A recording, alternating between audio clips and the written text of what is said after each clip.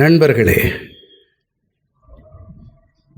எனக்கு நல்லா தெரியும். அதாவது பேப்பர் லீக்குங்கிறது இது ஒன்றும் சாதாரணமாக கடந்து போகிற விஷயம் இல்லை. லட்சக்கணக்கான மாணவர்கள், அப்புறம் அவங்களுடைய பெற்றவர்களை பொறுத்தவரை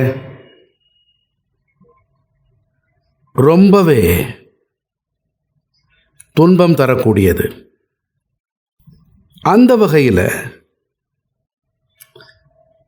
பேப்பர் லீக் சம்பவத்துக்கு பிறகு இதுவரை 2.5 மாதங்களில் பல சிறப்பு நடவடிக்கைகள் மேற்கொள்ளப்பட்டிருக்கு.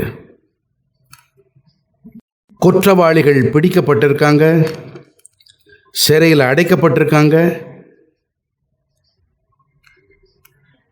ஆனால் இங்கே ரொம்ப முக்கியமான கவனம் என்னன்னா,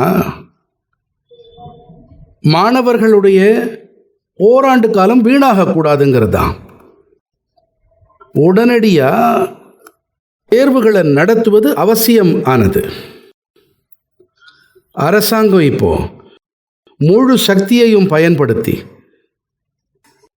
மிக குறைவான நேரத்தில் சுமார் 22 லட்சம் மாணவர்களுடைய தேர்வுகள் நடக்க முழு ஏற்பாடுகளையும் செஞ்சுது.